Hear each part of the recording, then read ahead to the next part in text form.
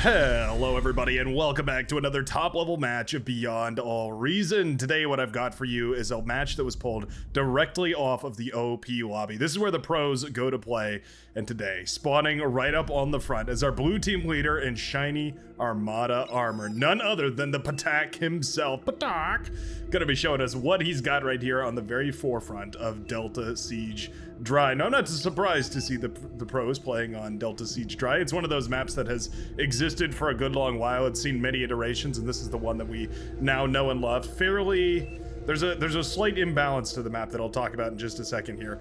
But our red team leader, spawning up in the high ground here, is a Cortex commander, going to be none other than Coochie. Patak versus Coochie. This is going to be a really good one here. A couple of developers on the blue team here. We've got Patak and Rebel Node, and then of course Coochie and Pro X Factor Live. Some of the best of the best of the best. Reminiscent of the old Men in Black movie there. Anyways, yeah, DSDR. What more is there to say about this map? For one, it's well figured out. Everybody is pretty well aware of exactly what build orders people are going to go for, but that also can mean that sometimes we can see some cheeky shenanigans, so I wouldn't be surprised if maybe we see some transports. I didn't get a chance to spec exactly what the tweak units have been, but I wouldn't be surprised if maybe we're playing with that specific tweak unit that disables the Hercules transporting commanders. Then again, I just saw Gale transfer a Hercules to Pro X Factor Live, pardon me. So maybe not.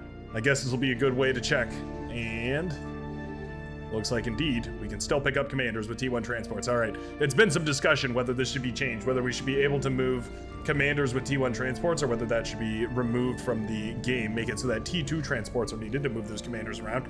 Not this case though, and that does mean it's going to be an explosive match as we see these commanders starting to move their way forward here. Sussy Worm now launching forward onto this high ground right here, and this is, as far as I am aware, the source of the inconsistency on the map, the source of the discontinuity, but the imbalance, if you will. We do have some aggression over here, by the way. A couple of techs trying to find an angle right now. They do. They find their way into this base over here. Blasted down quite nicely here by Spreezy. All right, nice deflection. Ooh, and the assist right here from the Maroon Commander TA God.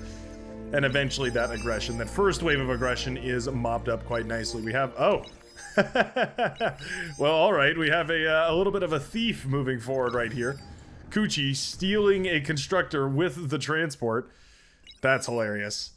That's hilarious. That's the kind of thing only the pros would know how to do or remember to do in a live game like this. But there you go. Stealing a constructor like this, moving it over to the commander, and I have no doubt we're going to go for a capture command indeed to steal that and manage to now have our own freshly funded T1 constructor here. Wonderful. Yeah, now we're going to send it out on the map and it'll start working for the red team. That's hilarious. A lesson for everybody, of course. Yeah, you can capture stuff. And also you can pick up your enemy's stuff. Usually we only see that with the abductors who can paralyze things like that. But yeah, there you go. If you manage to catch your opponent off guard, for sure let me know if you manage to pull that off, because I don't think I've ever seen a commander pull that off before. Not in a live game anyways. Maybe against an AI or something. How big of an advantage is it? Well, it is a 120 metal investment right there. Commander flying in. Mystery Elusive flying in right now. We need to target the transport. Oh, anti-air tower firing away. Oh, and that commander gets shot down. Beautiful snipe right there. Just barely managed to shoot it down with the anti-air tower right here. Because that commander died in the plane, it means that it won't do full damage over here, and so that's exactly why we see it didn't actually blow up the facility over here. Now that is going to be a nice little advantage right now for the orange commander, Spreezy, going forward. A little bit of a counterattack right here, just trying to capitalize on the chaos. We have Patak trying to send some forces through. We've got the ticks running forward. We've got the pawns as well, but all that will be caught right here by TA God and Spreezy working in tandem. Commander goes down up on this northern side here as well. That's going to be the red commander falling right there. All right. Sussy Worm has got to be pretty happy about the way that just went. Lost the constructor, but gaining the commander going down, or having the commander going down right here, definitely going to be a little bit of a relief right now for the Cyan commander over here. Rebel Node up 2 versus 1 right now as the pawns are now facing extreme pressure from thugs marching forward. Rebel Node trying their very best to deal with all of this, but X Factor Live is keeping the pressure high, making sure to micro those thugs. One of them gets degunned. Gonna decide to hug it out here with the yellow commander. Maybe not. Trying to drive a wedge between the thugs and the commander, but that of course means that the flanking bonus is tremendous And just like that, Rebel Node will go down. It does manage to take the commander explosion, that is, does manage to take down the yellow commander here. My goodness, this is an explosive start right here. The pros get up into action immediately. So awesome to see. All this metal right here was inevitably conquered right here by Sussy Worm. Managed to suck all that up and put it back into production. Yeah, trying to use those D-guns to drive away units here. Yeah, scaring them off with the flash of a D-gun. As best as possible anyways. Meanwhile, the front lines slowly falling to the favor of the blue team. Despite handing over all that metal in the form of a commander deposited directly onto the doorstep of Spreezy here, losing these metal extractors for too much time does mean that eventually that advantage can be recuperated. A couple of grunts sneaking into the backline here. Sussy Worm's backline economy, he was really dependent on this to maintain this forward position right here. It's all gone to hell as these grunts have gotten into the backline and started flashing it down with their twin laser cannons, their twin arm-mounted laser cannons, their Razorback wannabe cannons.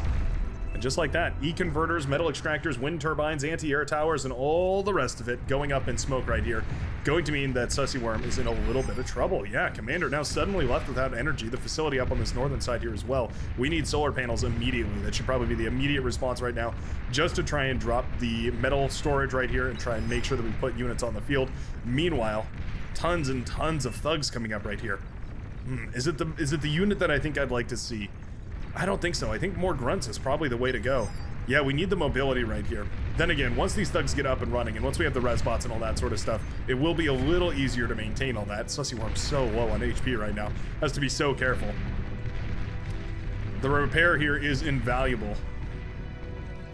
But if you lose that commander, it takes everything on this high ground down with it. The grunt in the transport right here actually providing high ground vision right now.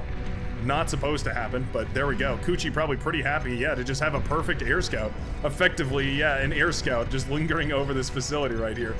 What a weird little interaction. I don't know if I've ever seen transport shenanigans like this heated into a match. We had a transport steal, and then we had a little bit of a weird transport air scout thing going on now. TA got forced back by the Rocketeers here at Patek, sending forth rocket-powered retribution into the face of the maroon and orange commanders, trying to blast down these static defenses. This is not a flamethrower turret, just a dragon's teeth, but you never know.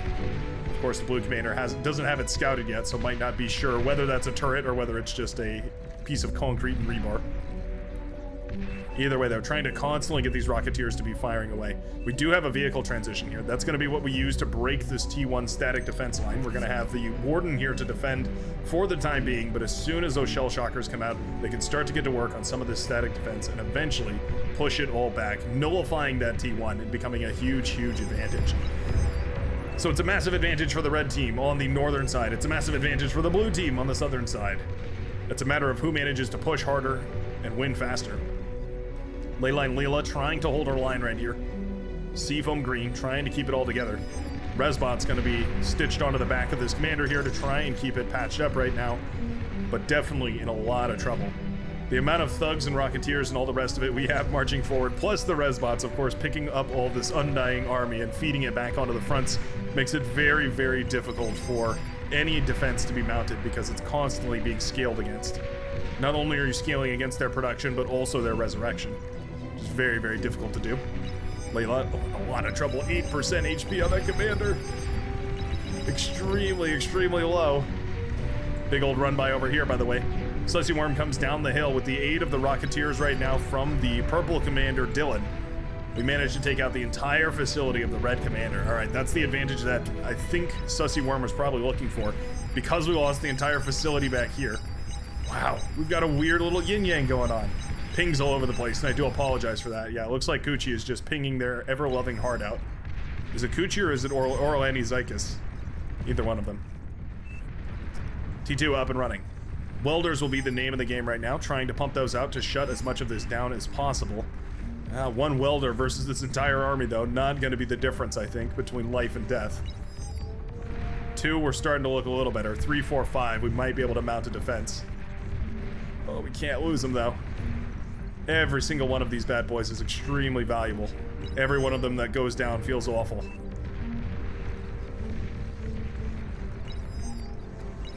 Drawings all over the place. I'm trying to keep the screen clear. action all over the place as well. We've got a crazy base trade, a base trade like I've never seen before. The reinforcements have been completely cut off for Zek right here, the hot pink commander, pardon me, the powder pink commander. Means that none of these reinforcements are going to be able to help this push, but we have the commander over here, so like we could just rebuild the lab. Yeah, I think that's going to be what we do. Pawn's trying to shut down this commander over here. Hilariously. Oh, I mean, doing a good job of it. 7%. 3%. Ooh, and the commander goes down right in the middle of the base right there of the Seafoam Green commander. Of course, taking down all that tech as well really starts to hurt. Rocketeers have been handed over here to the red commander, who's been knocked out of this game, essentially. Rocketeer is now going to be professionally microed here as Kuji takes over their control, transferring their control circuits over to the red commander.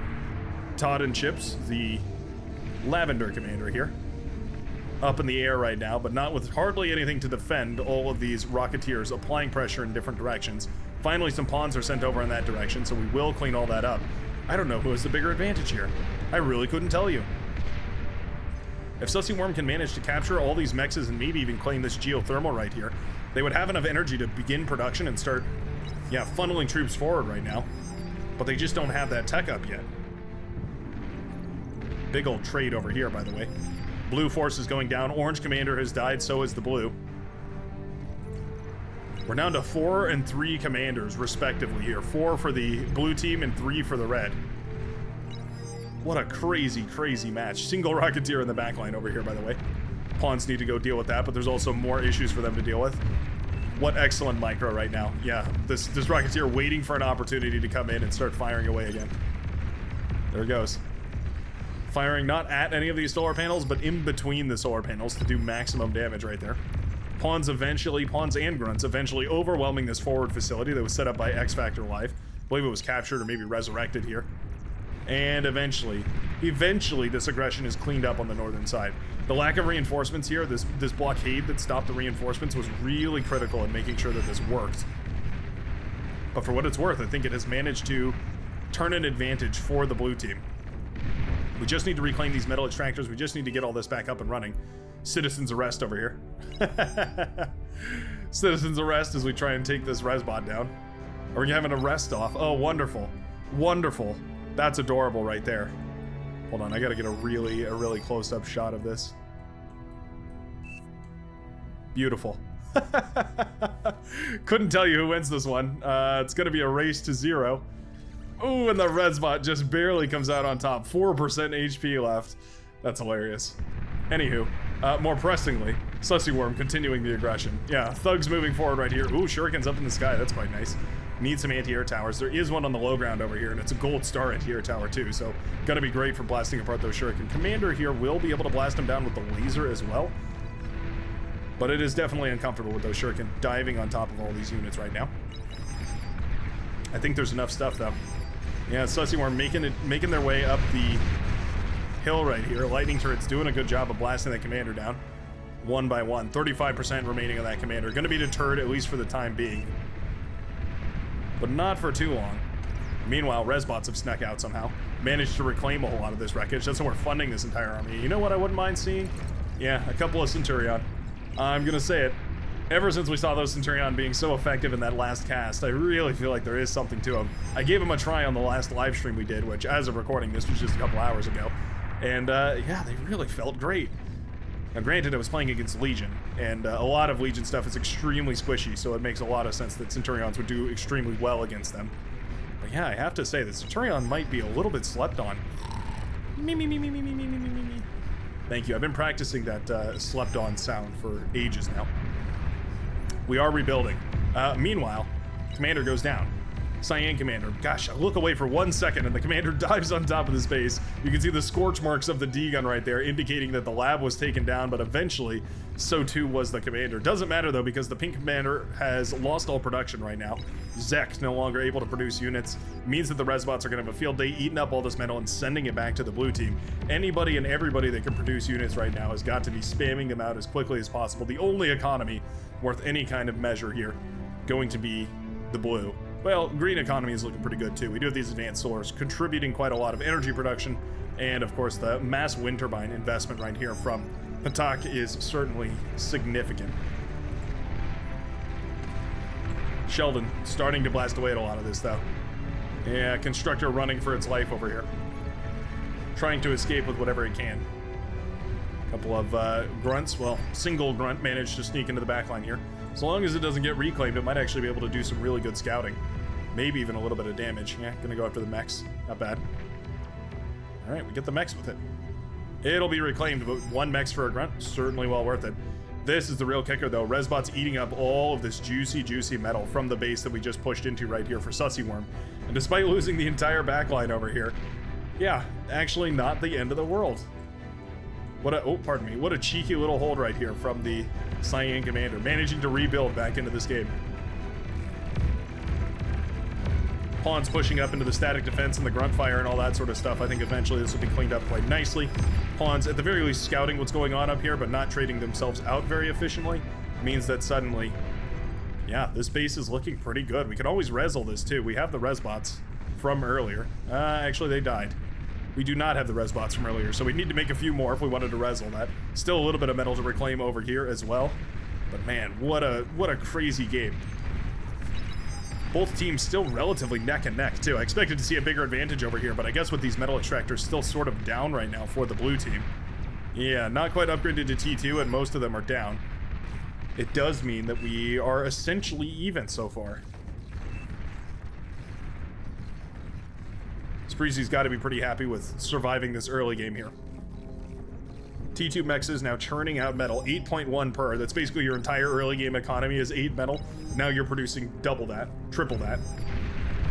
Means either triple the amount of T1 units, or you start thinking about those T2 units.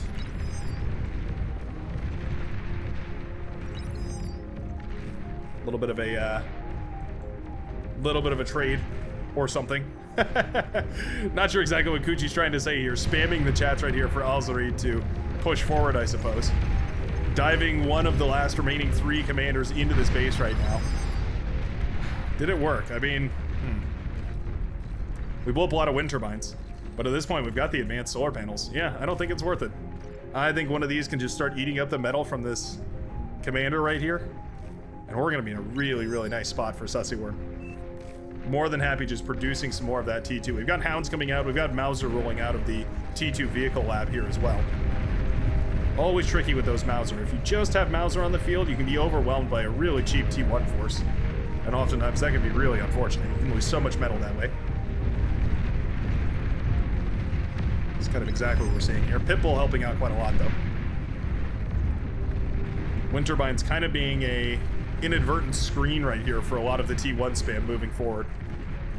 One of the struggles of DSDR, of course, is the fact that you don't have very much room to expand. So putting down all these wind turbines is great. Your energy economy skyrockets, but of course you end up with that tricky situation where suddenly you've got no more room to put down fusion reactors, to put down anything like that. You have to start eating up the wind turbines, and that eats into APM costs. Very tricky indeed. Still, the Mauser did survive, though, and we are continuing to pump them out. We've got another T2 constructor built up here. We do have the Hounds up as well, and they have their radar jammer bot working overtime here, too. They're going to start whittling down a lot of these T1 defenses very efficiently. Probably want to switch them into their alternate fire mode, or their main fire mode here, the heavy plasma mode, at least for the static defenses. Understandable to keep them in the Gauss mode, though, going up against the lighter units, the assault units here. Lightning tanks to try and deal with the spam, Mausers to try and deal with anything sturdier behind it. Mauser also great for softening this up, of course.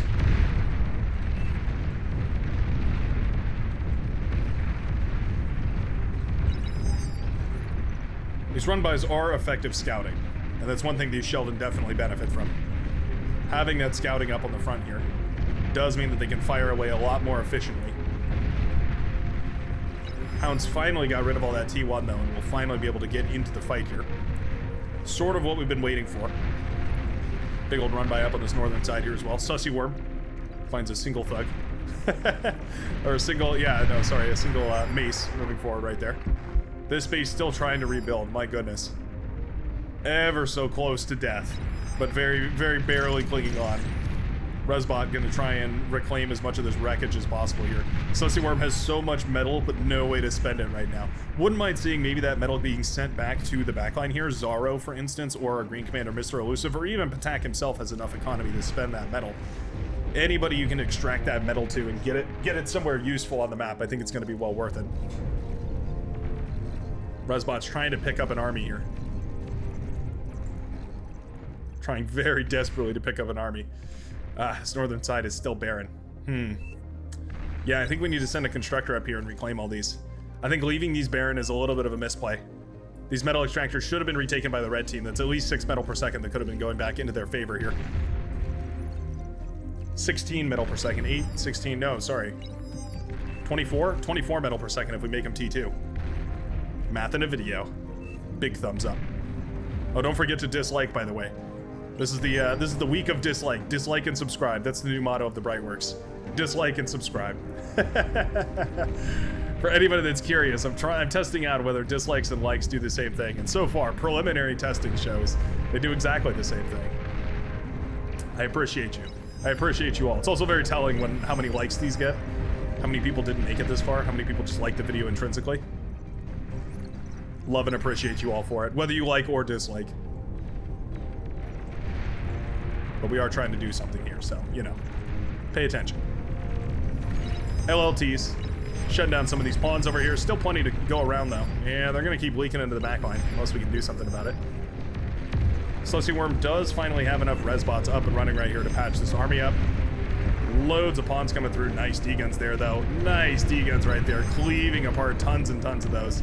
Oh, there's just so much moving into the backline here. Oh, the AoE on that fire turret, though, is pretty nice. Yeah. Pawns running around back here. Going to be cleaned up by the construction turret, no less. Man, that flamethrower turret is crazy powerful. Single-handedly keeping this base alive right here. That pop-up flamethrower. Dragon's Maw turret. Ah, there we go. We do have the constructor going around building those T2 now. Lovely stuff. Big aggression over on the southern side right here. A bunch of lightning tanks trying to push forward, find some value. Mauser firing away at a lab over here. It looks like a good push, but we are so surrounded by everything over here. I think we need to reclaim all this. The resbots, one of them's resurrecting, one of them's reclaiming. I feel like we should set them to the same goal here. Wonder why that ended up happening, but anyway. It's good old T1 spam.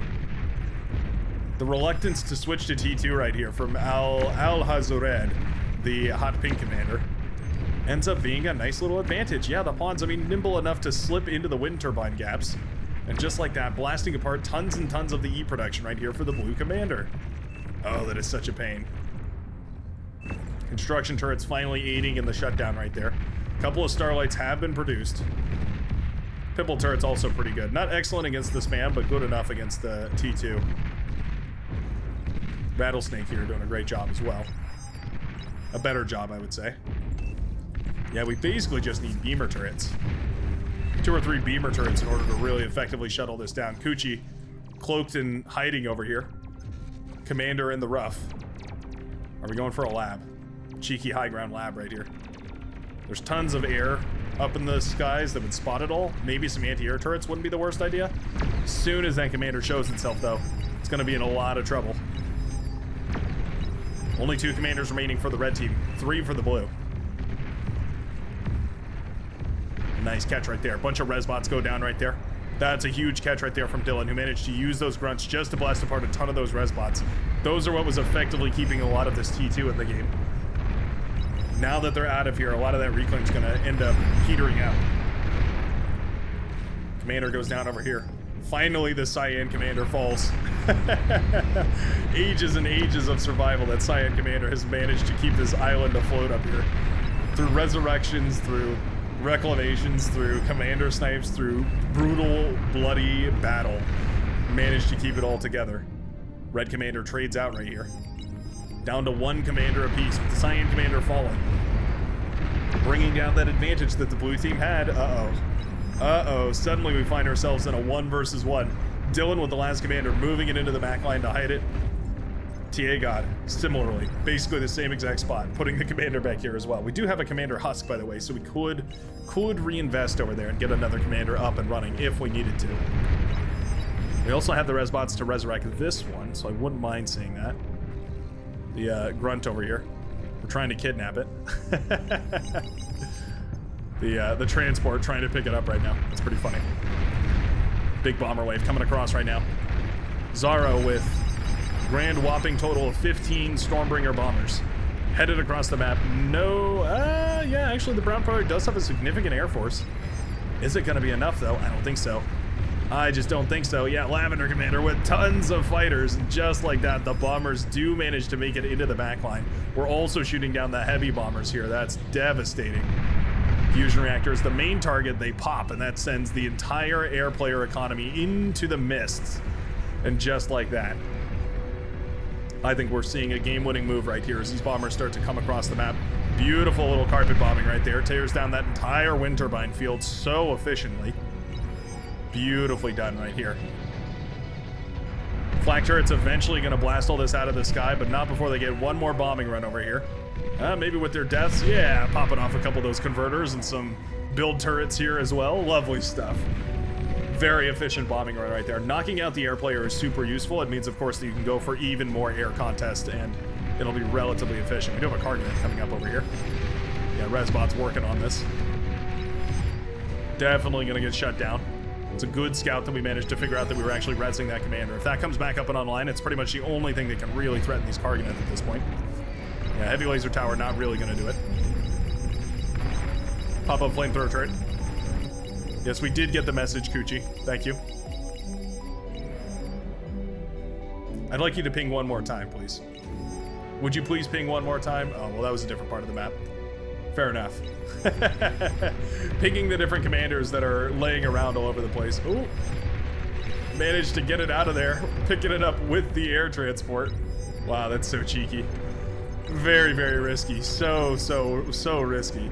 Oh, there's an LLT. Gotta be careful of the LLT. Anything at this point could kill this commander. Oh no. Wow, he actually gets it. Puts the commander down in the backline. Oh, we're gonna go for the capture. Oh, the self-D manages to kill the commander. The self-destructed advanced solar panels bring down the 1% HP commander. He was trying to capture the T2 Air Lab, and he ended up paying the ultimate price for it. That is hilarious. Now the Karganeth, I mean, these are dangerous. Yeah, Karganeth moving across the map. There's no contest for these yet. Are we at T3? Nope, not quite. We're going for an Aphis right now. We're going for Aphises all over the place, actually. We don't really have a counter for these. Karganeth firing away right now.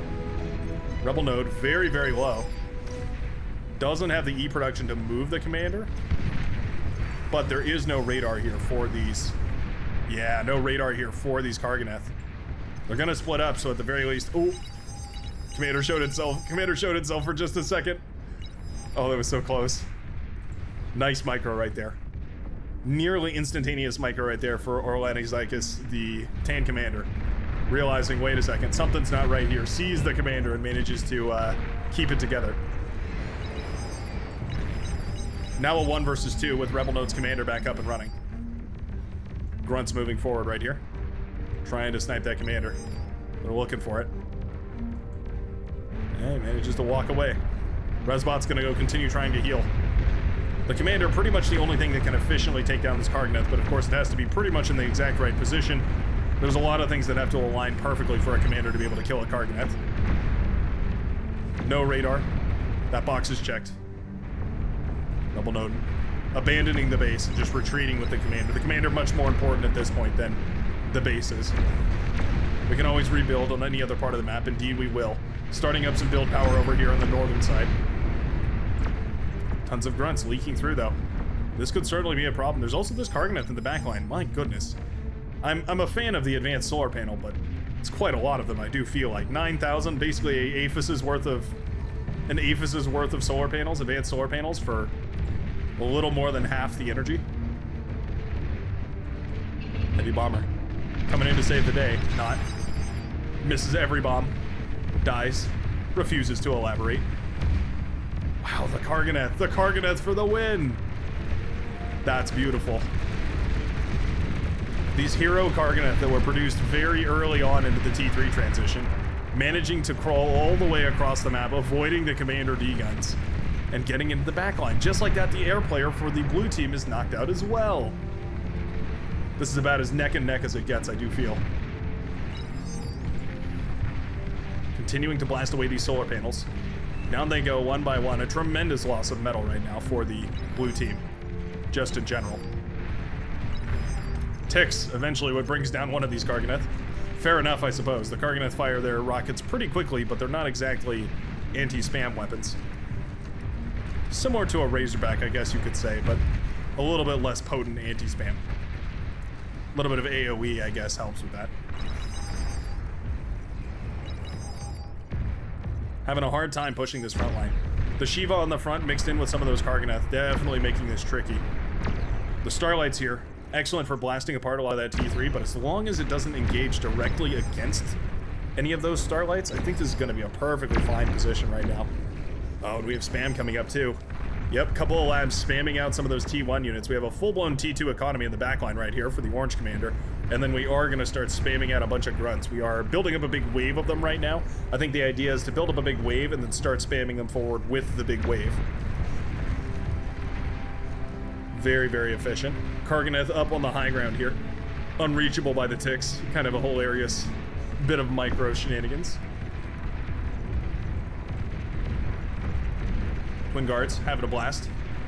Tearing apart a whole bunch of these pawns, running forward right now. Actually defending quite well. Yeah, Twin Guard for the win. Doing a great job of holding on right there. Shiva, meanwhile, trying to blast away at these Karganeth. Pretty good at it. Yeah, every time the lightning tanks try to push forward right here, they're met with stiff repercussion. Backle, cries Patak. Trying to get those Starlights out of harm's way. You have to be very careful with those. They chain react too, so when you ball them up really, really tightly, you can end up hurting yourself a lot more than you intended. Karganeth finding an opportunity path, managing to punch into the backline right here. Just like that. That's awesome. Karganeth managing to win this game right here for the red team. Definitely starting to swing that advantage towards them anyways. Yeah, we just don't have T3 out. No T3 right here for the blue team. This T3 transition has just been unmet. The blue team found themselves in a weird position where they needed the T2 to hold the line, but they didn't have a comfortable T3 transition. A risky investment by the behalf of the Tan Commander, Orlani Zykas, meant that eventually, despite losing so much frontline, that T3 investment managed to pay off. Karganeth finally being addressed by some lightning tanks over here. Self-D is called, but won't manage to go through. Aphis still stays standing, but very low on HP in the backline right now for the Powder Blue Commander. It's only the first Karganeth to head across, though. You can see those welders pretty sturdy in the face of the oncoming barrage of rockets.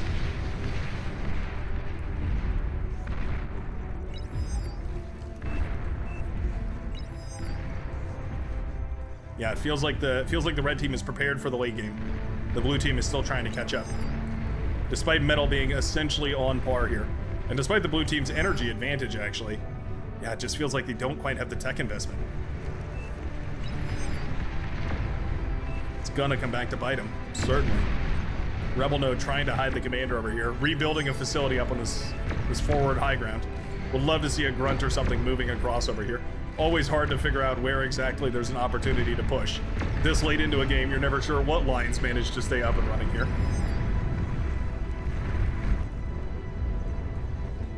Sniper need to fire away at that Karganeth. There they go. Hey, they managed to blast down that Karganeth really nicely. Today we learned 5 shots. 5 sharpshooter shots. That's all it takes. Karganeth on this high ground very low. They need to be careful about pushing in here. Twin Guards trying their very best to blast down some of these Shiva. Actually not doing a bad job. One Shiva goes down. More so to its own friendly fire damage, but goes down nonetheless. That's the important part. Still marching into the backline here.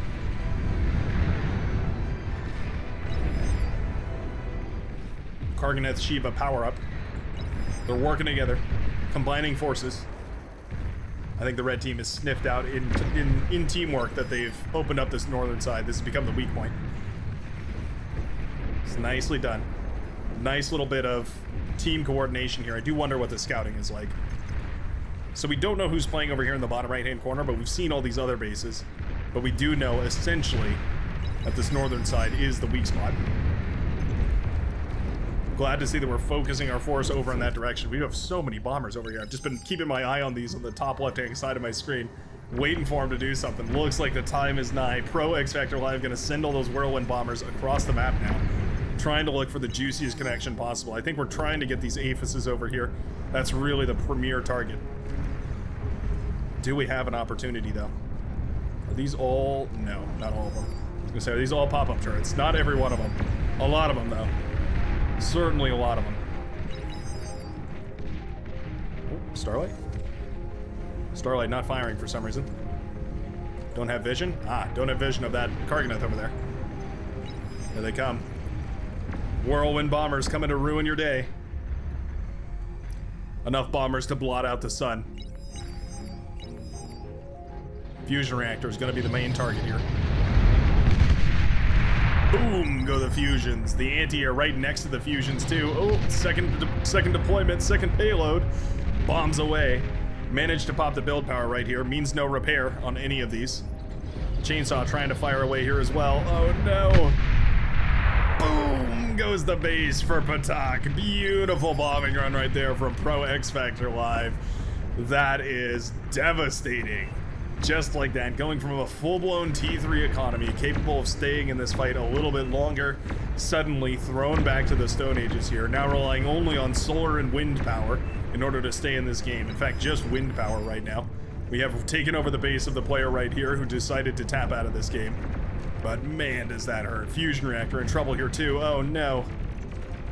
We need units, not resbots. Aphis in a lot of trouble. Boom goes the base. Beautiful little run by right there from the Hot Pink Commander. Just the right amount of force at just the right spot. You know what though? We're pushing for it. Still 2 commanders for the red team, so sniping this comm won't win you the game. It's close, but it won't be the game winner. Still feels nice though. Bringing one of those comms down means you don't have to worry about that D-gun, at least not exactly right there. Trying to use those Marauder to get some damage done right here, but the Karganeth are out and they're perfect for cleaning them up. They have those heat-seeking missiles. Makes them ideal for cleaning up those fast-moving targets. Bulwark here as well to keep it all under control. The wind turbines popping left, right, and center. And the metal economy has plummeted right now for the blue team. We do have a Karganeth up and running right now. Looks like it was resurrected here. Meanwhile, Karganeth in the backline, obliterating everything. Hey, we did find this opening though. Grunts now in the backline of the Tan Commander. Yeah, Orlandi Zykas losing a whole bunch of advanced metal extractors to a whole bunch of the Grunts right here. It's not a lot individually, but those slow cumulative advantages start to add up. Starlight's right here. Blasting down Karganeth, laboratories, anything they can.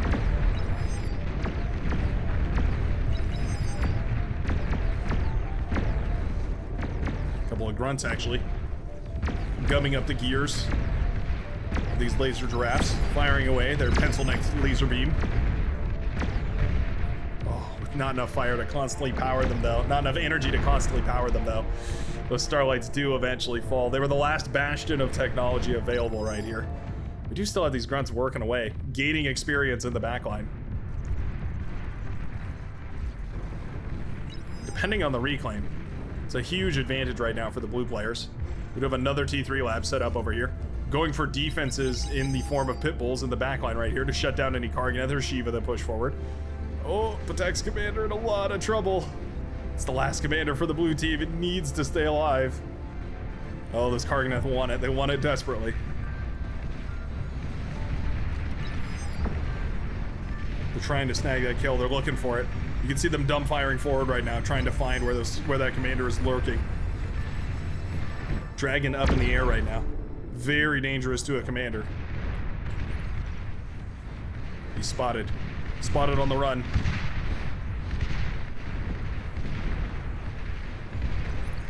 Oh, it's a dangerous dance.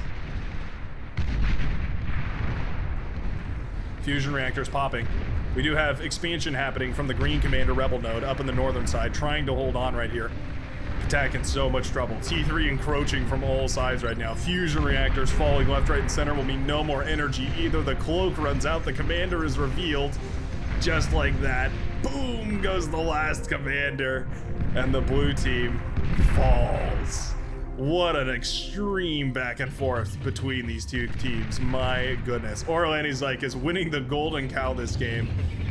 What an explosive showdown, my goodness. Thanks a ton for watching. I sure hope you enjoyed. I'd be surprised if you didn't, because I know I absolutely did. Thanks a ton for watching, and I will see you in the very next match of Beyond All Reason. Don't forget to have a great rest of your day, and I will see you in the next one. Peace out, everybody.